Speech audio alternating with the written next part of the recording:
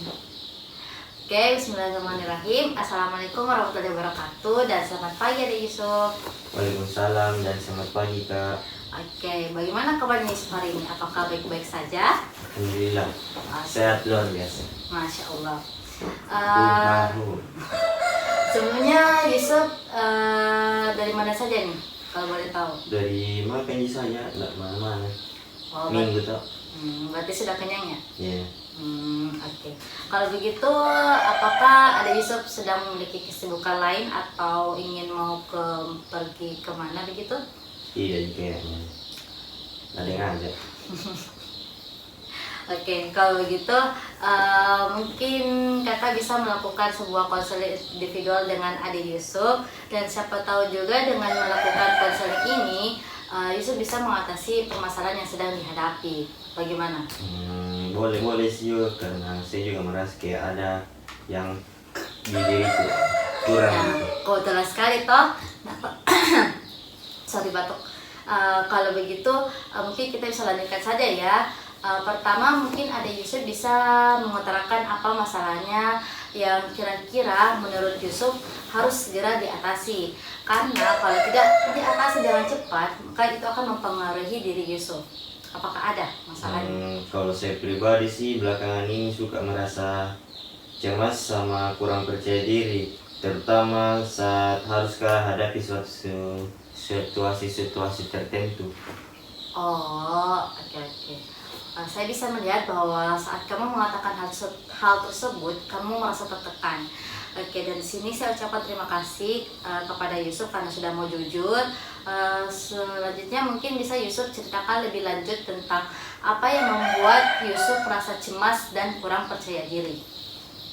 Saya cemas itu kalau lagi berbicara kayak di depan umum atau saat mendapat tugas yang menantang. Kayak khawatir Kak kalau buat kesalahan sama tidak bisa Kak atasi dengan baik. Oke, paham. Jadi rasanya kayak tidak nyaman ya ketika ketika kita merasa tidak percaya diri dalam situasi-situasi seperti itu. Oke, kalau begitu mungkin kita bisa melihat bersama apa yang bisa kita lakukan untuk mengatasi perasaan-perasaan tersebut. Tapi bingung Kak mau mulai dari mana lagi, dan masih takut Kak juga. Kalau adik Yusuf merasa ragu, tenang saja karena di sini kakak sebagai seorang konselor sudah terikat namanya kode etik, dan kode etik itu adalah sebuah peraturan yang ditegaskan dalam kebekaan, yang dimana di dalam kode etik itu juga ada menjunjung tinggi yang namanya asas kerahasiaan. Jadi apapun yang ada Yusuf sampaikan ke kakak, yakin dan percaya saja bahwa kakak akan amanah dalam menjaga kerahasiaannya, dan tentunya tidak akan menyebarluaskan ke siapapun itu. Begitupun juga dengan sebaliknya, apa yang sudah kakak katakan sama Yusuf tidak boleh menyebarluaskan ke siapapun itu, baik itu orang terdekat, intinya tidak boleh menyebarluaskan. Kurang lebih seperti itu. Oh begitu Kak. Balik Kak, jadi agak nyaman kurasa. Oke, sebelum kita melanjutkan, mungkin kita bisa menentukan dulu nih jadwal pertemuan kita pada hari ini. Nah, apakah Yusuf setuju jika kita melaksanakan sesi konseling selama 45 menit? Jika Yusuf masih membutuhkan tambahan, kita akan mengadakan pertemuan selanjutnya. Bagaimana? Ya, boleh. Oke. Kalau gitu mungkin sekarang kita bisa masuk ke tahap selanjutnya ya. Mungkin sekarang Yusuf bisa menceritakan lebih detail tentang situasi-situasi yang membuat Yusuf ini merasa cemas dan kurang percaya diri. Kalau saya pribadi kayak yang saya tadi bilang itu, saya itu kalau berbicara depan umum itu seperti kayak cemas Kak, atau kayak presentasi Kak di kelas, atau diminta berbicara di hadapan orang banyak. Sama saya juga merasa ini kayak kurang percaya diri. Kalau dapat tugas yang sulit atau saat harus menyelesaikan sesuatu yang baru bagi saya. Oke, paham. Something new for me. Oke. Tapi bagaimana perasaannya Yusuf saat menghadapi situasi-situasi tersebut? Ya lumayan gelisah karena kadang-kadang saya rasa seperti tidak bisa kulakukan dengan baik. Oke. Rasanya kayak tidak menyenangkan ya begitu. Iya. Bagaimana hal tersebut bisa mempengaruhi diri Yusuf secara emosional maupun akademisnya Yusuf? Saya kayak stres sama tidak nyaman. Saya juga merasa sedikit putus asa sama meragukan kemampuan saya. Secara akademis saya merasa ini sangat mengganggu konsentrasi dan performa belajar saya, terutama saat harus menghadapi ujian atau tugas-tugas penting yang dikasih. Oke, saya mengerti betapa sulitnya hal tersebut. Sekarang, apakah Yusuf pernah mencoba untuk mengatasi perasaan cemas dan kurang percaya diri tersebut? Pernah mencoba beberapa teknik relaksasi yang kulihat di YouTube atau di medsos, kayak bernapas dalam-dalam, terus tidak ikhlas keluar. Tapi masih merasa cemas sekali juga sama masih ada kurang rasa percaya diri pula sama situasi tertentu. Apalagi sudah lost track, makin cemas itu. Oke, paham. Mungkin sekarang mari kita lihat apa yang bisa kita lakukan untuk mengatasi perasaan tersebut. Di sini saya ingin mencoba melakukan pendekatan desensitisasi sistematis dengan Yusuf. Nah, apakah Yusuf pernah mendengar hal tersebut? Pernah dengar gosip-gosip dari temanku itu kayaknya deh. Kayak tidak terlalu familiar dengan konsepnya. Oke. Jadi Gosip mungkin biasa, anak muda. Iya. Oke, mungkin saya bisa jelaskan saja ya supaya lebih paham. Jadi desensitisasi sistematis adalah teknik yang bertujuan untuk mengurangi kecemasan atau ketakutan yang berlebihan dengan melalui beberapa tahapan yang dimana akan memaparkan pada stimulus atau situasi yang menimbulkannya. Bagaimana? Kamu tertarik mencobanya, Pak? Sedikit lah tertarik. Oke. Baik, kalau begitu mungkin kita bisa mulai saja ya.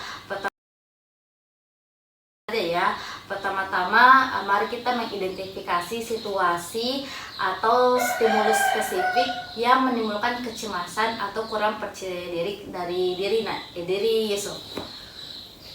Situasi yang bisa saya rasa cemas itu kalau harus berbicara depan umum kayak presentasi di kelas lah, atau harus menyelesaikan apa yang tidak pernah saya lakukan, atau disuruh lakukan hal-hal baru. Semacam itulah, atau meta baru keluar, cemas lagi pikir meta. Baik, sekarang mungkin bisa kita mengurutkan situasi-situasi tersebut dari yang paling sedikit menimbulkan kecemasan hingga yang paling menakutkan menurut Yusuf. Situasi yang paling sedikit menimbulkan kecemasan itu bagi saya kayak berbicara di depan teman-teman dekatku, besti-besti lah. Ya. Atau sedangkan yang paling menakutkan itu kalau presentasi di depan kelas yang besar. Berarti keramaian. Aula gedung sekolah, lapangan sekolah. Paham. Bagus kalau perhatikan. Lanjut, sekarang mungkin kita bisa mulai dengan situasi yang paling sedikit menimbulkan kecemasan, yaitu berbicara di depan teman-teman dekat yang tadi Yusuf sampaikan ya. Nah, mengenai hal tersebut, bagaimana perasaannya Yusuf ketika berbicara dengan teman-teman dekat Yusuf? Merasa agak gugup sama tidak seburu ketika harus berbicara di depan kelas yang besar, Kak. Beda rasanya. Apalagi kalau dikasih kita di bawah.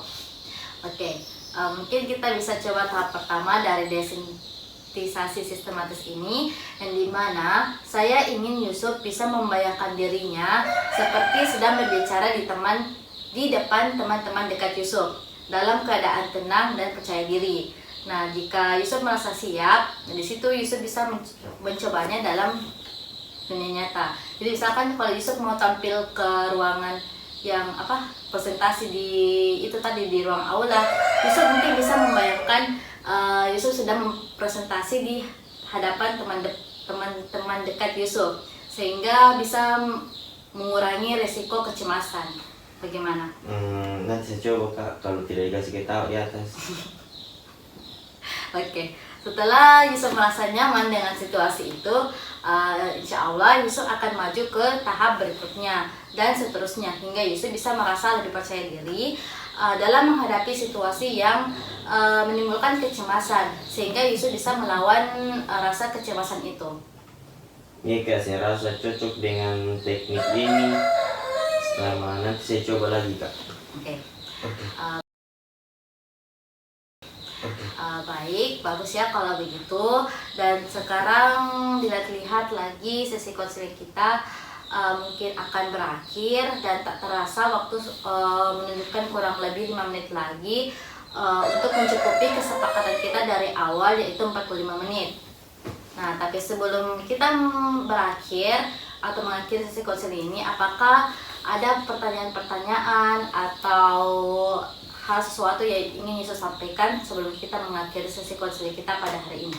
Kayaknya tidak ada Jika, cuman mau bilang terima kasih sama atas dukungannya selama sesi konseling ini. Oke, tidak masalah ya.